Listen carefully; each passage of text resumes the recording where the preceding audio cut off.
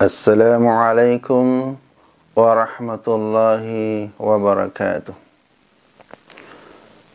Anak-anakku sekalian dirahmati oleh Allah Subhanahu wa taala. Pertama-tama mari kita memanjatkan puji syukur kepada Allah Subhanahu wa taala, dan tidak lupa kita bersalawat kepada junjungan kita Nabi besar Muhammad sallallahu alaihi wasallam.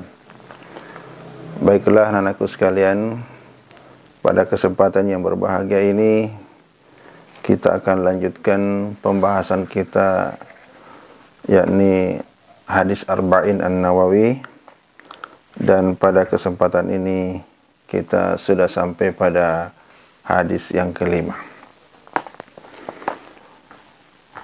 Mari kita lihat hadis yang kelima ini. Al-hadithul khamis. Al-hadithu hadis al-khamis yang kelima. Jadi al-hadithul khamis artinya hadis yang kelima. An ummil mu'minina, an dari ummil mu'minina, ibu orang-orang mukmin. Siapa yang dimaksud dengan ummil mu'minin? Yaitu adalah Aisyah radhiyallahu anha. Aisyah radhiyallahu anha. Nah, mari kita lihat lanjutannya. Ummi Abdillah. Nah, jadi ummil mu'minin biasa pula dipanggil dengan Ummi Abdillah. Ini adalah kunyah yang diberikan oleh Nabi sallallahu alaihi wasallam kepada Aisyah. Abdillah ini sebenarnya adalah anak dari Asma, yang mana Asma itu adalah saudara dari Aisyah. Jadi Abdillah ini sering juga dipanggil dengan Abdullah bin Zubair, karena suami dari Asma itu adalah Zubair. Nah, jadi Abdillah ini adalah anak dari Zubair atau anak dari Asma. Namun kemudian Aisyah sering dipanggil dengan panggilan kunyah Ummi Abdillah. Aisyata radhiyallahu anhu. Jadi inilah nama aslinya, Aisyah radhiyallahu anha. Aisyah yang semoga diridhoi oleh Allah Subhanahu wa taala. Qalat, ya, berkata. Nah, di sini ada huruf ta mati, qalat, itu menunjukkan bahwa yang berkata ini adalah Aisyah. Karena qalat itu berarti pelakunya adalah perempuan. Qala Rasulullah sallallahu alaihi wasallam. Qala, bersabda Rasulullah sallallahu alaihi wasallam. Bersabda Rasulullah sallallahu alaihi wasallam. Nah, apa sabdanya Nabi? Man ahdatha. Man, barang siapa, ahdatha, mengada-ada atau membuat-buat, fi amrina, fi di dalam, amrina urusan kami. Nah, yang dimaksud urusan kami di sini adalah dinul Islam. Jadi makna dari man ahdatha fi amrina, barang siapa yang mengada-ada, barang siapa yang membuat-buat sesuatu di dalam urusan kami, di dalam agama ini. Nah, di sini lanjutannya hadza, ini. Ya, jadi lengkapnya barang siapa yang mengada-ada di dalam urusan kami ini, ya, ma laisa minhu, yang tidak ada minhu darinya. Nah, yang dimaksud tidak ada darinya, tidak ada perintah dari Nabi, tidak ada syariat yang diajarkan oleh Nabi, atau tidak ada tuntunan dari Nabi, fahuwa, maka dia raddun, tertolak. Mari kita pahami hadis ini. Man ahdatsa fi amrina hadza, barang siapa yang mengada-ada dalam urusan kami ini, barang siapa yang mengada-ada dalam agama ini, ma laisa minhu fahuwa raddun, yang tidak ada tuntunannya, maka dia itu tertolak. Nah, maknanya adalah bahwa kita beragama itu mengikuti suatu syariat, mengikuti suatu perintah. Jadi beragama Islam itu tidak sekedar beragama dan kemudian berbuat seenak kita, semau kita. Ya. Jadi ketika kita beragama Islam, ketika kita sudah menyatakan diri beragama Islam, itu berarti kita sudah harus tunduk pada apa yang diperintahkan oleh Allah dan Rasul-Nya.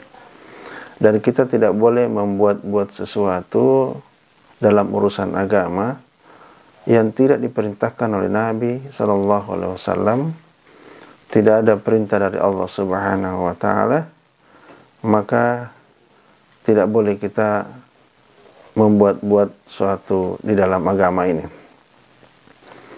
Makanya dalam Islam itu sebenarnya prinsipnya adalah ittiba, yaitu mengikuti sesuatu tuntunan, yang mana dalam hal ini adalah Nabi SAW sebagai tuntunan kita, sebagai tauladan kita di dalam menjalankan agama ini. Nah, oleh karena itu tidak dibenarkan kita melakukan sesuatu urusan dalam agama ini yang tidak ada tuntunannya. Tidak boleh menambahi dan tidak boleh mengurangi apa yang telah dituntunkan oleh Nabi sallallahu alaihi wasallam. Sebagai contoh, ada sahabat Nabi sallallahu alaihi wasallam yang melaksanakan puasa dengan sengaja berpanas-panas matahari, berdiri dan tidak mau duduk, dengan harapan dia akan mendapatkan pahala yang lebih banyak. Namun kemudian setelah Nabi mengetahui demikian, maka Nabi melarangnya berpanas-panas dan melarangnya berdiri. Kemudian orang itu diperintahkan untuk duduk dan tidak berpanas-panas. Namun demikian puasanya tetap dilanjutkan karena yang diperintahkan adalah puasa, sedangkan menambah-nambahi dengan cara berpanas-panas matahari dan berdiri terus-menerus itu tidak diajarkan oleh Nabi sallallahu alaihi wasallam. Nah, demikian pula suatu hari ketika Nabi sallallahu alaihi wasallam bersama sahabatnya dalam perjalanan menuju Hunain, lalu kemudian sahabat-sahabat Nabi melihat orang-orang musyrik itu menggantungkan senjata-senjata mereka di pohon bidara. Lalu kemudian sahabat Nabi meminta kepada Nabi, "Ya Rasulullah, jadikanlah bagi kami sebuah pohon yang bisa kami gunakan untuk menggantungkan senjata-senjata kami sebagaimana orang-orang musyrik itu." Lalu kemudian Nabi menjawab, Allahu Akbar. Seperti inilah yang pernah diminta oleh umatnya Nabi Musa dengan mengatakan, wahai Musa, ya, jadikanlah Tuhan-Tuhan bagi kami sebagaimana Tuhan-Tuhan orang musyrik itu untuk kami sembah. Anak-anakku sekalian yang dirahmati oleh Allah Subhanahu wa taala. Jadi Nabi sendiri memberi contoh kepada kita, tidak boleh membuat-buat sesuatu yang tidak diperintahkan oleh Allah Subhanahu wa taala. Demikian pula kita tidak boleh membuat-buat sesuatu apa yang tidak dituntunkan oleh Rasulullah sallallahu alaihi wasallam. Adapun sesuatu yang tidak dilakukan oleh Nabi sallallahu alaihi wasallam tetapi tidak menyalahi syariat Islam, bahkan akan memperkuat syariat Islam, menjaga syariat Islam, menjaga kekuatan Islam, maka hal itu tidak dianggap bid'ah dan tidak tertolak. Misalkan di zaman Nabi itu Al-Quran tidak dibukukan seperti yang ada sekarang ini, tapi hanya ditulis di pelepah kurma atau di tulang-tulang binatang atau di kulit binatang atau di batu. Lalu kemudian setelah masuk zamannya Abu Bakar, mulailah dilakukan penulisan Al-Quran di lembaran-lembaran kertas, dan lebih sempurnanya lagi di zamannya Khalifah Utsman bin Affan, itu kemudian ditulis di dalam lembaran-lembaran kertas, lalu kemudian dibukukan, disalin, diperbanyak, kemudian dikirim ke berbagai wilayah yang jauh dari Madinah. Nah, tentu hal ini kalau kita lihat tidak pernah dilakukan oleh Nabi sallallahu alaihi wasallam. Namun demikian dilakukan oleh sahabat Nabi oleh karena melihat urgensinya, melihat manfaatnya, bahwa apabila Al-Quran tidak dibukukan, maka dikhawatirkan suatu saat nanti kita tidak bisa lagi menemukan Al-Quran secara sempurna. Mungkin ada ayat yang hilang, nauzubillah, ya, atau mungkin ada yang bagian-bagian yang tercecer. Nah, tetapi dengan pembukuan Al-Quran ini, maka kita yakin bahwa tidak ada ayat yang terbuang, tidak ada ayat yang tercecer, bahkan tidak ada satu huruf pun dalam Al-Quran yang hilang atau berkurang. Nah, demikian selanjutnya, belakangan kemudian Al-Quran dilengkapi lagi dengan tanda baca, ada fathah, kasrah, dhammah, sukun, dan seterusnya, tasdid. Itu juga adalah penambahan dari Al-Quran yang memang sudah dibukukan, dan tentu saja hal itu bukan sesuatu hal yang buruk, meskipun itu tidak dilakukan di zaman Nabi sallallahu alaihi wasallam. Nah, demikian pula membukukan hadis, menulis hadis-hadis Nabi sallallahu alaihi wasallam, mengumpulkannya dan seterusnya, itu pun tidak dilakukan di zaman Nabi sallallahu alaihi wasallam. Namun demikian, perbuatan mengumpulkan hadis lalu kemudian membukukannya tentu bukanlah sesuatu yang buruk, bahkan sangat diperlukan agar kita di zaman ini tidak lagi kesulitan untuk menemukan hadis-hadis Nabi sallallahu alaihi wasallam. Bisa kita bayangkan bagaimana sulitnya seandainya Imam Muslim, Imam Bukhari, dan imam-imam yang lain tidak membukukan hadis, maka tentu kita akan kesulitan untuk mendapatkan hadis-hadis Nabi Sallallahu Alaihi Wasallam. Nah, maka yang demikian ini meskipun tidak dilakukan oleh Nabi Sallallahu Alaihi Wasallam, namun tidak termasuk amal-amal yang tertolak. Bahkan ini adalah sesuatu yang sangat baik dan juga sesuatu yang bisa memperkuat Islam, mempertahankan syariat Islam, dan seterusnya.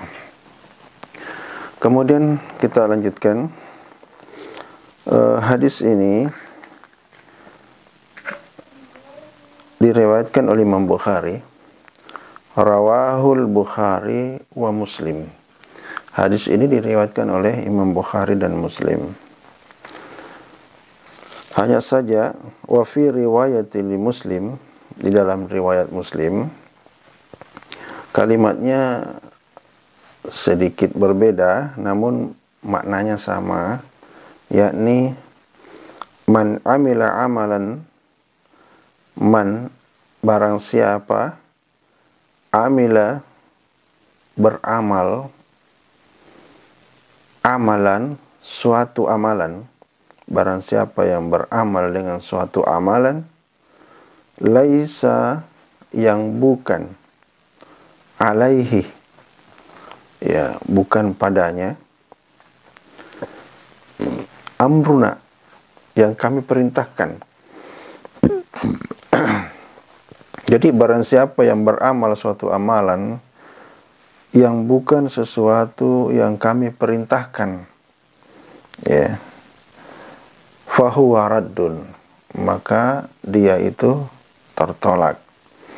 Ya, jadi kalau melihat makna hadis ini sebenarnya sama dengan yang pertama, hanya saja yang pertama itu dikatakan yang mengada-ada tidak diterima oleh Allah, tertolak. Sedangkan yang kedua ini yang diriwayatkan oleh Imam Muslim itu adalah barang siapa yang beramal. Jadi sebenarnya maknanya sama. Mengada-ada itu artinya mengada-ada sesuatu perbuatan. Sedangkan man amila, barang siapa yang beramal, nah itu berarti juga melakukan suatu perbuatan. Jadi dua hadis yang sedikit berbeda tetapi maknanya sama. Saya kira anakku sekalian, itulah yang sempat kita bahas dalam pertemuan ini. Jadi intinya adalah segala sesuatu yang dibuat-buat dan tidak ada contoh dari Nabi dan itu akan merusak agama, maka itu adalah bid'ah, dan itulah bid'ah yang jelek yang akan merusak agama, dan itu dilarang. Adapun perbuatan yang tidak dilakukan oleh Nabi lalu kemudian dilakukan oleh para sahabat Nabi belakangan, dan apa yang dilakukan itu adalah bermanfaat bagi kemajuan Islam, bermanfaat untuk kekuatan Islam, maka hal itu bukanlah perbuatan yang tertolak, ya. Atau dengan kata lain, kalau ini kita mau golongkan sebagai bid'ah, maka oleh Imam Syafi'i mengatakan ini adalah bid'ah yang terpuji. Demikian saya kira kesimpulan kita dalam pembahasan kali ini. Mudah-mudahan ada manfaatnya. Kurang lebihnya mohon dimaafkan. Billahi taufiq wal hidayah. Wassalamualaikum warahmatullahi wabarakatuh.